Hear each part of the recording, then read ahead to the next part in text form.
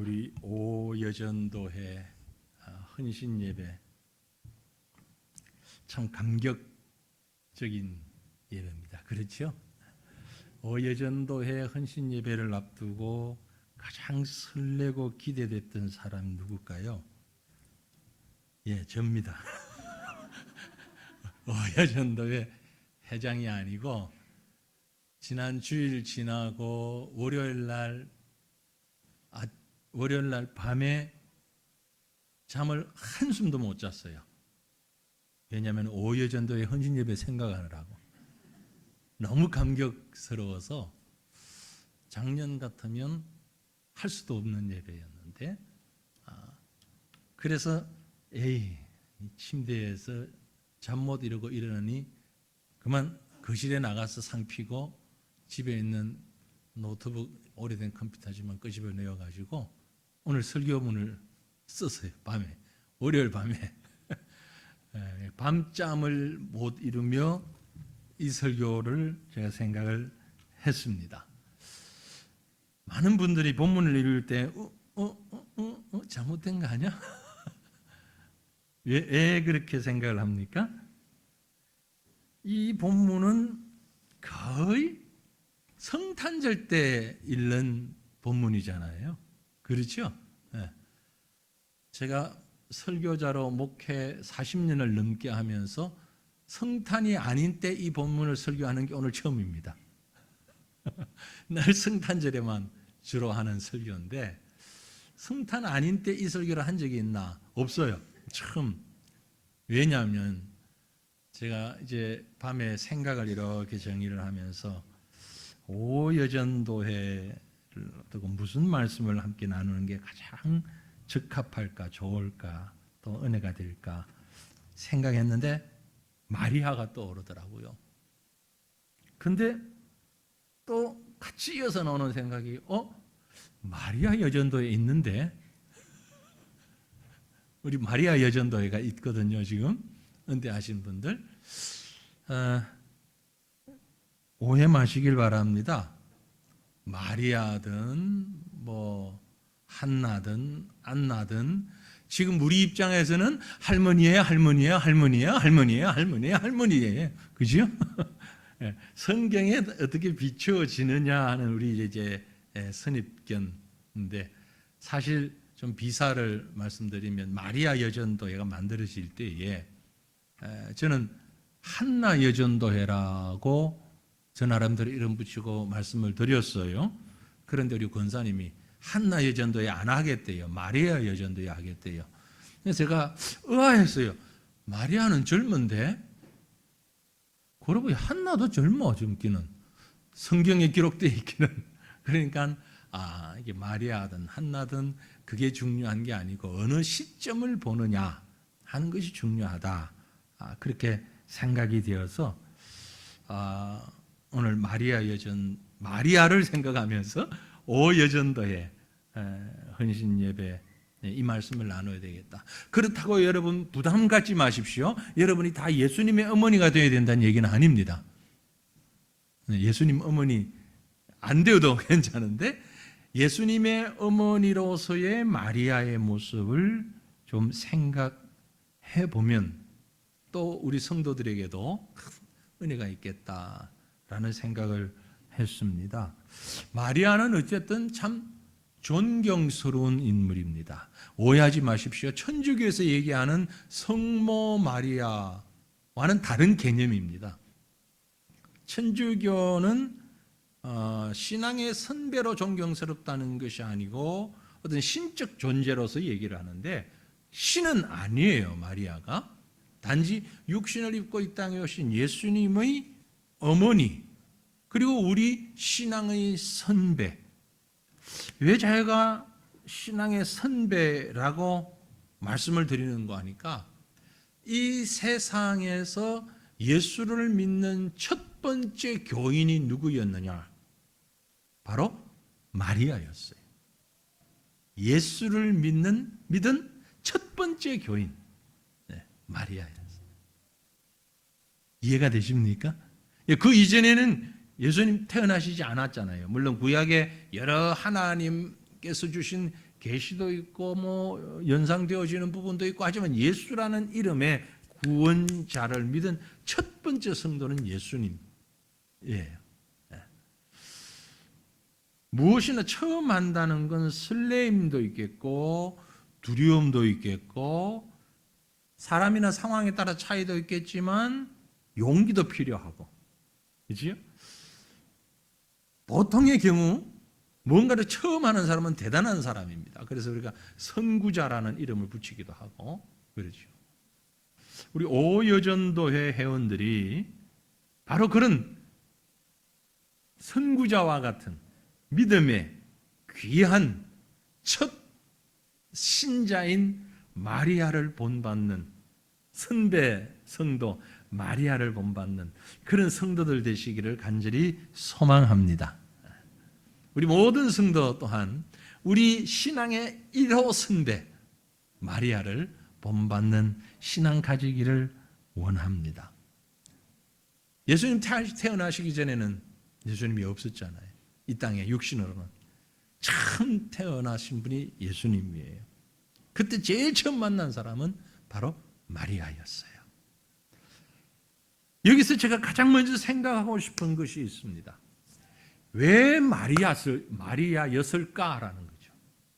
지금은 마리아라는 이름은 아주 흔한 이름입니다. 외국 서양 사람들 중에 메리 아주 철수 영희보다 더 흔한 이름이 마리아라는 이름인데 예수님 당시 마리아, 그때도 마리아가 많이 있었어요. 근데 왜 마리아였을까? 하나님께서 이 땅에 많은 사람들 가운데 절반은 여자잖아요. 절반 남자고. 그 가운데 왜 마리아를 통해서 육신을 입은 하나님이 이 땅에 오셨을까? 왜 마리아였을까? 이 생각을 했어요. 배경이 뭘까? 마리아도 우리와 똑같은 사람인데, 그죠? 마리아가 우리랑 다르지 않습니다. 똑같은 사람인데 왜 마리아였을까? 그 생각을 하면서 말씀에 한번 접근해 들어가 봅니다. 그랬더니 이런 답이 나와요. 우리 모두는 은혜를 입은 사람입니다 라는 얘기예요. 저도 여러분도 오늘 우리 헌신 예배 드리는 오여전도의 회원들 또 우리 함께하는 모든 성도들 모두 우리는 하나님의 일방적인 은혜를 입은 사람들이지 예수님의 육신의 어머니 되기 위해서 시험을 쳤다면 어떤 모습으로든 후원자를 모집하고 지원자 모집해서 시험을 쳤다면 어떤 시험을 치렀겠습니까? 누가 할 수 있었겠습니까? 왜 이렇게 은혜 입은 자라는 생각을 지울 수 없는 거 아니? 오늘 말씀이 그것을 얘기해 주고 있어요. 자, 우리가 잘 아는 말씀인데 마리아에게 나타난 천사의 말에 한번 주목해 보시길 바랍니다. 30절 말씀에 뭐라 했어요? 천사가 이르되 마리아야 무서워하지 말라. 네가 하나님께 은혜를 입었느니라. 성경이 아주 선명하게 너가 하나님께 은혜를 입었느니라. 이 말은 낙점됐다 이 말. 이건 마리아의 어떤 상황이나 어떤 수준이나 어떤 노력 때문이 아니라는 얘기예요. 마리아의 의지와는 아무 상관없다는 얘기예요. 하나님께서 은혜를 베풀어 주셨다. 이미 하나님이 세상에 오실 때에 처녀의 몸으로 오시겠다는 것이 예언되어져 있습니다. 예수님 오시기 약 700년 전에 이사야 7장 14절을 보면 그러므로 주께서 친히 징조를 너희에게 주실 것이라. 보라, 처녀가 잉태하여 아들을 낳을 것이요 그의 이름은 임마누엘이라 하리라. 이미 예언되어져 있어요. 700년 전 이사야를 통해서 예언되어졌는데 처녀라고만 했어요. 근데 마리아예요. 하나님의 말씀에 예언되어진 대로 선택받은 사람입니다. 사랑하는 성도들이 오늘 저와 여러분은 이런 은혜를 입은 자임을 믿으시길 바랍니다. 보시던 것처럼 우리 오여전도회가 처음 구성된 전도회인데 어느 전도회보다 숫자가 더 많죠. 활기차고 깜짝 놀랐죠. 오여전도가 하니까 사남전도에서 막 반주도 해주잖아. 일여전도에서 하면 와서 반주 안 해주더라고. 해달라 소리도 안 하고. 근데 오여전도에 하니까 우리 사남전도회들 와서 막 반주하고 기타 치고 막 같은 가족이라서 그러겠지. 네. 참 은혜예요, 은혜. 우리가 하나님의 백성 된 것이, 우리가 오늘 이 자리에 존재하는 것이, 우리가 뭐 잘난 게 있습니까? 능력이 있어요? 뭐 특별한 게 있나요? 대단한 게 있나요? 아니에요. 하나님이 마리아를 왜 하고 많은 사람 가운데 마리아였습니까? 하나님의 은혜예요. 왜 수많은 사람 가운데 하나님 내가 왜 권사가 됐지요? 아니 많은 사람 가운데 내가 왜 회장 됐지요? 하나님의 은혜예요. 하나님께서 하게 하셨습니다. 하나님께서 주의 일 감당하라고 하셨습니다. 하나님의 독생자를 이 땅에 보내시는 그릇으로 쓰임 받았습니다. 남다른 여인이었기 때문이 아닙니다. 그 말은 누구든지 하나님의 은혜를 입고 이 일을 감당할 수 있다는 말씀입니다. 그런 면에서 우리 새가천교회 성도들이, 우리 오늘 헌신 예배드리는 오여전도회, 또 우리 모든 전도 회원들, 모든 성도들 하나님의 은혜로 쓰임 받는, 자기의 자격이 아닌 하나님의 은혜로 쓰임 받는 일꾼 되시기를 주님 이름으로 축원합니다. 그러면 우리가 그 은혜를 받았을 때 어떻게 해야 할까? 우리 모두가 믿음으로 고백할 수 있기를 바랍니다. 진정한 성도라는 사람은요, 성도는 주님이 부르실 때 믿음으로 고백하고 응답하는 사람이에요. 마리아가 쓰임받은 것은 은혜를 입고 부름을 받았을 때에 고백하며 믿음으로 나갔습니다. 조금 우리 본문을 순서대로 한번 보죠. 금방 보았지만 30절, 31절 보면 천사가 마리아에게 나타나서 이제 사실을 알려줍니다. 수태, 공지 뭐 그런 얘기를 하긴 하는데요. 천사가 이르되 마리아야 무서워하지 말라. 네가 하나님께 은혜를 입었느니라. 무슨 은혜? 보라 네가 잉태하여 아들을 낳으리니 그 이름을 예수라고 하라.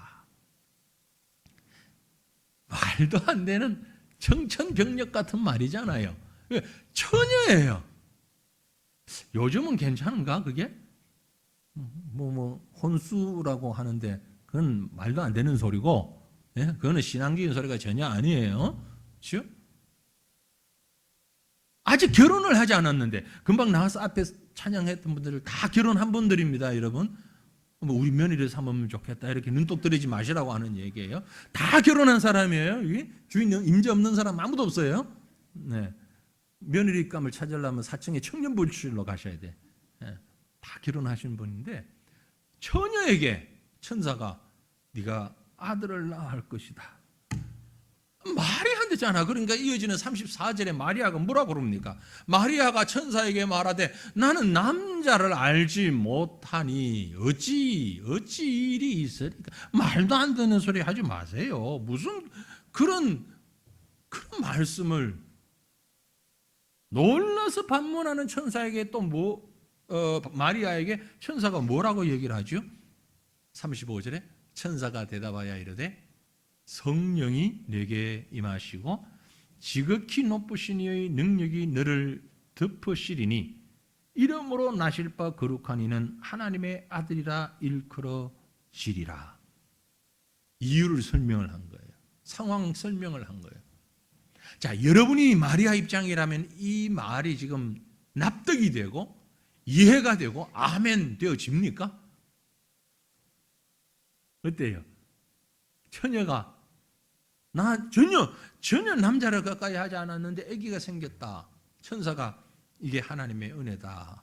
거룩한 하나님의 아들이라. 아멘 할 사람 누가 있어요? 없을 것 같아요. 그러자 천사가 이것만 얘기한 게 아닙니다. 그 뒤에 최종적으로 한 말이 있어요.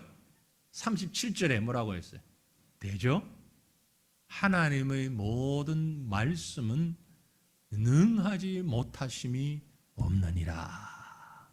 하나님의 모든 말씀은 능하지 못하심이 없느니라. 불가능이 없다 이 말이에요. 임파시블이 없다. 전부 다 가능하다. 그런데 앞에 대저라는 말이 있죠. 대저. 사실 저는 학생 때 이 대저라는 말이 무슨 말인지는 몰랐어요. 네. 예전에 우리 전도사님들이나 목사님들이 이게 무슨 말인지 가르쳐 주질 않았어요. 대저가 무슨 말인지. 무슨 말입니까? 대저. 참 이 새로 번역하면서도 왜 이 말을 그대로 썼는지 아주 어려운 고어예요. 어려운 옛날 말이에요. 자, 옛날에 여러분 지금은 이제 뺐습니다만 주기도문을 할 때 대개 하나님의 나라와 뭐 이런 했죠. 비슷한데 대절을 찾아보니까 큰 대자에 덮을 개, 그 말과 같은 말입니다. 대저. 이거 쉬운 말로 번역하면은요, 결론적으로 그 말이 최종적으로 하나님의 모든 말씀은 능하지 못하심이 없다. 그 말을 조금 더 강하게 얘기하면 다른 소리 하지 마. 이미 끝났어. 이미 결론 내려졌어. 하나님이 하시는 거야. 하나님이 하시면 못하는 게 없어. 지금 하나님께서 천사를 통해서 그 말을 전한 겁니다. 하나님이 하시면 못하시는 게 없어. 그랬더니 마리아의 나오는 대답이 이어지는 38절. 마리아가 이르되 주의 여종이오니 말씀대로 내게 이루어지이다 하며 천사가 떠나갔다. 사랑하는 성도들이여, 마리아가 한 이 말, 주의 여종이오니 말씀대로 내게 이루어지이다, 너무 귀한 고백입니다. 우리 오여전도의 회원들 한번 따라 하십시다. 주의 말씀이오니 내게 이루어지이다. 우리 같이요. 주의 말씀이오니 내게 이루어지이다. 아멘. 누가 뭐라고 해도 주님이 말씀하시면, 하나님이 말씀하시면 possible, 가능하다. Not impossible. 불가능이란 없다. 불가능은 없다. 제가 좋아하는 영화 가운데 미션 임파서블이라는 영화 많이들 좋아하시죠? 네. 미션 임파서블. 불가능한 사명이 주어졌다. 미션이 주어졌다. 그런데 그걸 가능하게 한다. 그러니까 얼마나 스릴 있고 짜릿합니까? 하나님이 하시는 일은요, 그 이상을 비교할 수 없이, 아니 결혼을 하지 않은 여인이 아이를 낳는다. 아들을 낳는다. 이게 하나님이 하신 일이다. 거기에 대해서 우리는 아멘 하는 거죠. 아멘. 아멘. 여러분, 하나님이 말씀으로 천지 만물을 창조하셨습니다. 믿습니까? 믿습니까? 그 하나님이 지금도 이 세상을 운행하고 계십니다. 아멘이죠? 하나님의 약속의 말씀은 우리에게 그대로 이루어지는 줄 믿습니다. 참 안타깝게 우리나라가 직면한 현재 문제 중에 심각한 것이 세계 최저의 출산율이잖아요. 단 세과천 교회를 제외하고 우리 교회는 하나님이 은혜를 베풀어 주셔서 참 여러 자녀를 가진 가정들이 많이 있어. 얼마나 큰 은혜인지 몰라. 지금 출산율이요, 이건 엄청나게 상상할 수 없을 만큼 지금 낮아요. 전 세계에서 제일 낮아요. 0.8명대가 무너졌습니다. 이건 한 남자와 한 여자가 결혼을 해서 한 가정을 이루어서 자녀가 한 명이 태어나지 않는다는 얘기예요. 평균 0.8이 무너졌어요. 0.7대로. 전 세계에 이런 나라가 없습니다. 그대로 우리 나라와 우리 민족, 문화, 언어 이것이 그대로 다음 세대로 이어지려고 하면은요, 평균 2.1명이 태어나야 됩니다. 평균적으로 2.1명이 태어나면 현상 유지예요. 그 인구가 그대로 가는 겁니다. 그런데 0.8이 무너졌다는 얘기는요, 다른 말로 하면 얼마 안 가서 이 나라는 망한다 그 말이에요. 없어진다. 뭐가? 사람이 없어진다. 태어나는 사람이 없으니까 사람이 없어진다. 나라는 없어지지 않겠죠? 어떻게? 외국에서 이민을 받으면 되니까. 외국에서 이민자가 들어오면 이제 그때는 뭐 흑인, 백인 할 것 없이 다 이제 여러 종족 섞여서 한민족 어쩌고 이런 얘기는 할 필요도 없고 할 수도 없고 다 섞여가지고 그때 나라가 유지될 수 있을지는 모르지만 만약에 그게 안 된다면 얼마 시간 지나지 않아서 나라가 다 사라진다 그런 얘기예요. 그럼 왜 자녀를 낳지 않을까? 우리가 젊은 전도회인데 가정 내에 따라서는 자녀가 둘, 하나 혹은 셋 뭐 있기도 하고 또 소망하기도 하고 없기도 하고 지금 뭐 여러 상황이 다르지만 전체 사회적으로 보면 자녀를 안 낳는 가장 큰 이유가 뭐죠? 뭡니까? 무슨 문제예요? 아이를 안 낳는 이유. 딱 한마디로 얘기하면 재정 문제잖아요. 돈 문제예요.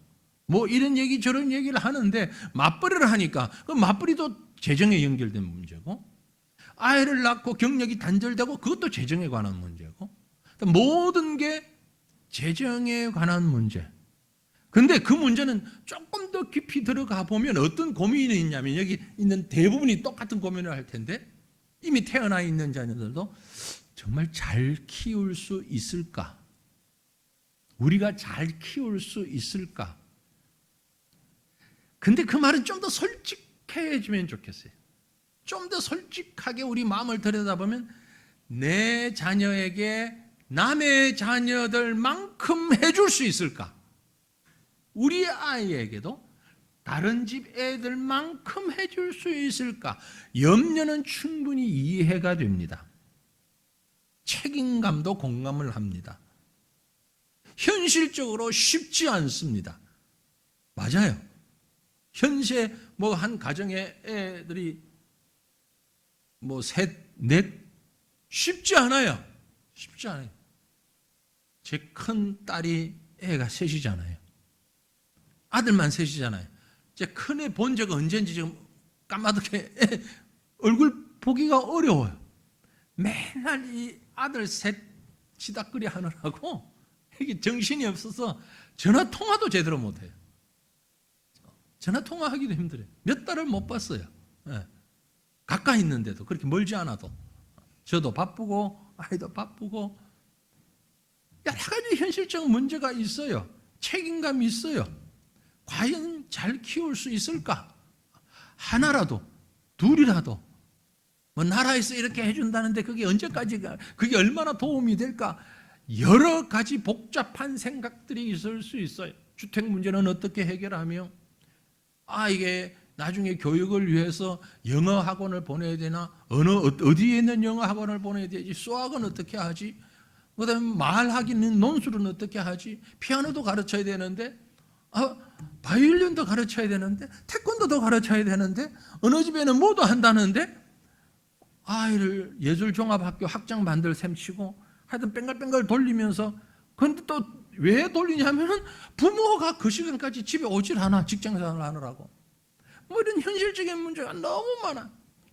그래서 우리 아이 낳지 말자. 이거 약속하고 결혼하는 부부들이 꽤나 많이 있다는 거야.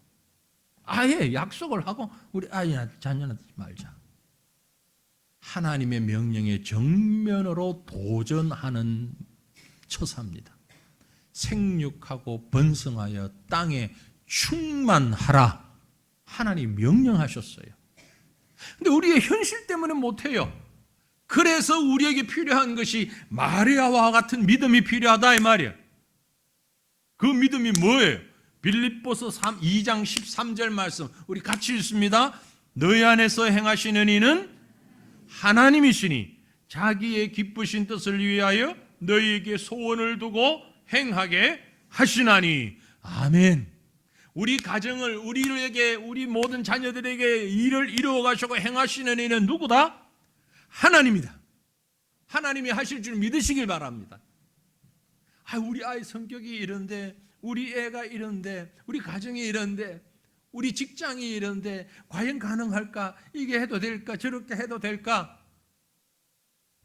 염려하지 마시고 일을 행하시는 이는 누구다? 하나님이시다. 하나님이시다. 하나님이 하실 줄로 믿습니다. 이게 마리아의 고백이에요. 처녀가 아이를 낳는데도 불구하고 하나님이 하셨다. 예, 하나님이 하실 줄 믿습니다. 그 고백.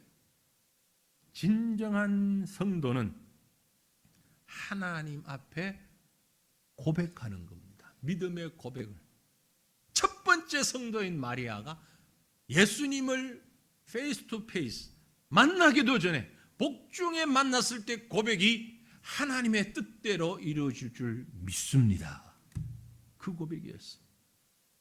오늘 우리 모든 성도들이 우리 헌신 예배를 드리면서 우리의 고백이 하나님이 하실 줄 믿습니다. 이 고백 이루어질 수 있기를 간절히 소망합니다. 그럴 때에 그런 주님의 은혜를 입고 믿음으로 고백하는 자는 순종하게 되고, 신자가 순종할 때는 하나님의 쓰임을 받게 되어 있습니다. 간절히 원하기는 우리 모든 성도들이, 특별히 우리 오여전도 회원들이 하나님의 쓰이심을 받으시기를 축원합니다. 하나님이 쓰시기에 편한 하나님의 일꾼으로 세워지기를 축원합니다. 읽었던 본문 38절 보세요. 37절에 이어서 마리아가 이르되 주의 여종이오니 말씀대로 내게 이루어지이다. 주님의 말씀대로 이루어지이다. 무슨 말입니까? 하나님 뜻대로 사용하십시오. 그 말이죠. 이건 엄청난 고백입니다. 엄청난 순종입니다. 왜냐하면 거기에 따르는 대가가 있기 때문에 그래요. 뭐 요즘 같아도 그래도 힘든 일이지만 이 당시로서는 처녀가 아기를 가졌다? 그건 재판 자리에 갈 필요도 없이 사형감이에요. 사형감이에요. 네. 율법에 그렇게 되어 있어요. 신명기 22장 23절 24절 처녀인 여자가 남자와 약혼한 후에 어떤 남자가 그를 성읍 중에서 만나 동침하면 너희는 그들을 둘 다 성읍 문으로 끌어내고 그들을 돌로 쳐 죽일 것이니 그 처녀는 성 안에 있으면서도 소리 지르지 아니하였으며 그 남자는 그 이웃의 아내를 욕보였습니다. 너는 이같이 하여 너희 가운데서 악을 제할지라. 처녀든 유부녀든 간음하여서 그 사실이 드러나게 될 때는 어떻게 죽여라? 좀 잔인한데 돌로 쳐 죽일 것이다 그러죠. 율법이에요. 그러니까 이건 재판이 필요 없어요. 마리아가 주의 여종이오니 말씀대로 하옵소서라는 말을 할 때는 이 말씀이 가슴에 머리에 남아있는 상황이에요. 나 죽으면 죽겠습니다. 하나님이 하신다고 하니 죽든지 살든지 제가 순종하겠습니다. 어마어마한 마음의 짐, 그걸 안고 그대로 고백한 겁니다. 하나님 앞에서뿐만이 아닙니다. 자기 자신뿐만이 아니에요. 온 집안이 망신도 이런 망신은 없어요. 엄청난 사건입니다. 그런데 그거 다 제쳐놓고 마리아는 하나님의 뜻이기 때문에 하나님의 쓰이심을 받게 된 것입니다. 여러분, 우리가 생각해야 될 게 바로 이겁니다. 마리아의 믿음이에요. 마리아의 믿음. 하나님이 하신다고 하면, 하나님 앞에 제가 온전히 드리면 하나님이 저를 사용해 주실 줄 믿습니다. 하나님의 쓰임을 받는다는 것이 얼마나 귀한 일입니까? 얼마나 소중한 일입니까? 여러분, 하나님이 우리에게 각각 주신 은혜가 있어요. 저에게는 설교하고 예배를 인도하고 하는 사명을 주셨고, 반주를 하고 안내를 하고 여러 가지 방송을 하고 여러 가지 쓰임 받는 부분들이 있는데, 하나님이 나를 사용해 주신다는 것에 정말 감사하시길 바랍니다. 하나님이 그 위에 더 큰 은혜를 더하여 주실 것입니다. 때에 따라서는 이게 우리가 흐트러지게 되면 정말 힘들어질 때가 있어요. 예전에 이제 코로나가 지금도 아직은 남아있지만, 코로나가 처음 발병했을 때 심각하게 타격을 입었던 것이 선교사님들이거든요. 다른 나라에서 먼저 유행을 했잖아요. 처음에 다른 나라에서 막 유행을 하다가 이제 서서히 목을 조여오듯이 해서 한국도 들어오곤 다 이렇게 했는데, 시작될 때에 어느 한 나라에 이제 코로나가 막 일어나기 시작했습니다. 그때 우리도 마찬가지. 제가 총회 선교회 일을 이제 하고 있으니까 그때 전 선교사에게 공문을 보냈던 기억이 있습니다. 본인이 판단해서 들어와야 되겠다고 그러면 무조건 들어와라.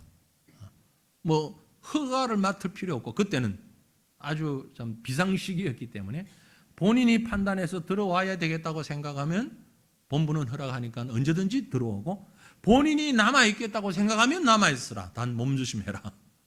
그거밖에 할 수가 없었어요. 전 세계 40국이 넘는 나라에 상황이 다 다르기 때문에. 한 선교사가 코로나가 번성하는 지역에서 남아있었어요. 우리 교단 얘기는 아닙니다. 타 교단의 얘기입니다. 실제로 있었던 얘기입니다. 한 선교사가 그때 우리뿐만이 아니고 다른 교단도 다 비슷한 결정을 했거든요. 본인에게 맡긴다. 그러더니 한 선교사가 남아 있었어요. 그런데 그 부모가 누구냐? 장로님이에요. 집에 전화를 해가지고 장로님이 야 들어와라. 그랬더니 이 선교사가 아버지, 제가 선교사인데 이 땅의 사람들이 전염병에 걸려서 죽는다면 나도 이들 곁에 있어야 이들의 선교사가 아닙니까? 저는 안 들어갑니다. 들어가지 않고 여기서 최선을 다해서 살아보겠습니다. 살아남겠습니다. 그런 결정을 했다는 거예요. 그래서 그리고 난 다음에 이 장로님의 고백이, 장로고 아들이 목사니까, 선교사니까, 선교사를 보는 장로의 입장에서는 너무 존경스럽고, 아들을 생각하는 아버지 입장에서는 너무나 안타깝고 서운하더라. 두 가지 마음이 다 있더라는 거예요. 그 장로님의 고백이 이해가 되시죠? 선교사는 그래야 돼. 야, 그래, 그게 선교사지. 그런데 부모의 입장으로는 아닌데, 와야 되는데, 위험한데 왜 거기 있어? 순종이라는 게 참 쉽지 않아요. 하나님의 쓰임을 받는다는 게 우리에게 주어진 환경을 생각하면 셀 수 없이 수많은 환경 속에서 순종이라는 게 쉽지 않습니다. 어떻게 할 수 있습니까? 에베소서 2장 8절 9절 말씀을 저는 답이라고 생각을 해요. 같이 읽어보십시다. 너희는 그 은혜에 의하여 믿음으로 말미암아 구원을 받았으니 이것은 너희에게서 난 것이 아니요 하나님의 선물이라. 행위에서 난 것이 아니니 이는 누구든지 자랑하지 못하게 함이라. 아멘. 우리가 구원받은 것은 무엇으로 말미암습니다? 믿음으로 말미암습니다. 그런데 이것은 너에게서 난 것이 아니에요. 이것은 뭡니까? 은혜입니까? 믿음입니까? 구원입니까? 셋 다예요. 셋 다예요. 은혜며 믿음이며 구원, 이것은 너에게서 난 것이 아니에요. 하나님이 주신 선물이다. 그러기 때문에 자랑할 게 못 된다. 앞에서 예를 들은 선교사가 선교지에 남아 있는 것이 옳은 것이고 믿음 있는 것이고 철수하면 믿음 없냐? 그것 아닙니다. 어느 쪽을 선택하든 믿음의 선택이 될 수 있어요. 그러나 하나님의 선물로 우리의 자랑거리가 되지 말아야 되겠다는 거죠. 어린 자녀들을 키우는 우리 오여전도의 회원들에게 부탁드리고 싶습니다. 자녀들을 하나님의 은혜로, 믿음으로 양육할 수 있기를 바랍니다. 내가 키워서 안 됩니다. 내가 하려고 하지 마세요. 얼마 전에 우리 선교사 한 가정이 한국에 들어왔을 때 제게 불려와가지고 제가 전화를 해서 오라고 그랬어요. 부부가 같이 오라고 그랬어요. 제 방에서 한 2시간, 2시간 반 동안 혼이 났어요. 내가 혼을 좀 냈어요.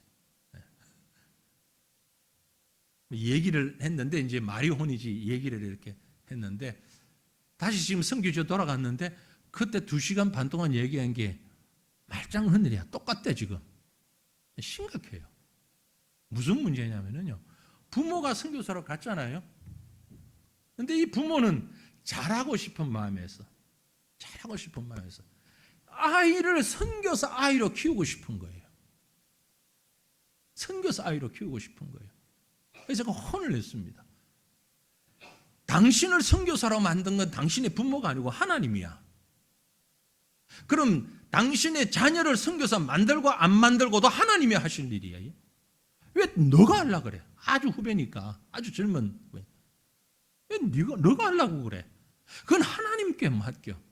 선교사가 될 수도 있고 안 될 수도 있는데 이것 가지고 부부 갈등이 엄청 심한 거예요. 거의 갈라쓰기 직전까지 간 거예요, 부부가. 이제 아내는 아이를 좀 제대로 키우고 싶은데 이 아빠 선교사는 선교사 자녀니까 선교사 가족이니까 그러면서 이건 뭐 정말 말도 안 되는 일만 영어도 하지 마. 한국말도 하지 마. 이제 꼬맹이를 데려가가지고 이 나라 말만 해. 그리고 그 나라 학교에 보내는 거예요. 뭐 그 나라 학교에 가도 잘못되는 건 아닙니다만은 거기서 애가 스트레스를 받아가지고 왕따가 돼버리는 거예요. 그래서 엄청난 스트레스 시달려서 괴로움, 집단 괴로움을 당하는 거예요. 근데 아빠 선교사는 견뎌내. 왜? 너 선교사 딸이니까. 너 선교사 딸이잖아. 견뎌. 아이가 무슨 죄가 있어요? 그래서 제가 막 야단을 쳤어요. 왜 당신이 선교사 만들라고 그러냐? 당신 부모가 당신 선교사 만들었니? 아니래. 하나님이 만들었지. 그래, 맞아요. 그럼 그 아이도 하나님이 만드시게 놔둬. 왜 네가 만들라고 그래? 이건 선교사에게만 해당되는 말은 아니죠. 우리 평신도들에게도 똑같이 해당되는 말이죠. 자칫 잘못해서 부모가 책임을 안 져도 된다, 아무렇게나 키워도 된다는 말은 전혀 아닙니다. 그 뜻은 아니에요. 최선을 다해서 자녀를 양육하지요. 그러나 그 바탕에 무엇이 있어야 되냐? 믿음이 있어야 된다. 하나님이 하신다. 하나님이 하신다. 네. 그게 있어야 되는 거예요. 그게 없으면은요, 아이도 부모도 하나님의 손에 쓰임 받을 수가 없는 거예요. 쓰임 받을 수가 없어요. 그래서 믿음은 하나님의 선물이다. 이 믿음은 오전 시간에도 말씀드렸습니다. 믿음은 들음에서 나며 들음은 그리스도의 말씀으로 말미암는다. 하나님의 말씀에 붙잡힐 때, 하나님의 말씀에 붙잡힐 때, 마리아가 바로 그런 신앙을 가졌던 거죠. 주님의 계집종이오니 주의 여종이오니 주의 여종이오니 옛날 표현에 계집종이오니 그래 자기를 가장 낮추었다는 얘기예요. 무익한 종이오니 나는 무익한 종이오니 천주교에서 말하는 마리아 성모 마리아 높여놓고 기도하고 뭐 거기에 간구하고 그런 위치가 아니에요. 마리아는 여종이에요. 종이에요. 스스로 난 할 수 없습니다. 하나님이 하십니다. 하나님께서 해 나가시는데 나는 도구로 최선을 다해서 쓰임 받기를 원합니다. 도구는 그 도구의 의지를 가지고 하는 것이 아니라 도구를 사용하는 자의 의지에 따라 움직이게 되어 있는 거죠. 우리 부모는 자녀를 양육하는 하나님이 자녀를 양육하는 도구예요. 하나님이 양육시키고 우리는 도구로서 최선을 다하는 거예요. 그때 하나님께서 이 자녀들을 사용하실 것이고 우리를 사용하실 것입니다. 저는 이렇게 하나님으로부터 쓰이심을 많이 받는 그런 우리 전도회가 되었으면 좋겠어요. 그런 우리 성도들이 되었으면 좋겠어요. 가는 곳마다 우리 사과천교회 성도들이 가는 곳마다 믿음의 고백을 따라 하나님의 쓰이심에 합당한 이것이 바로 첫 번째 성도인 마리아의 신앙의 모습이었는데 이 신앙의 모습이 우리 모든 자들의 특별히 오예전도 회원들의 신앙의 모습이 되어지기를 우리 주님의 이름으로 축원합니다. 기도하겠습니다. 하나님 아버지 감사합니다.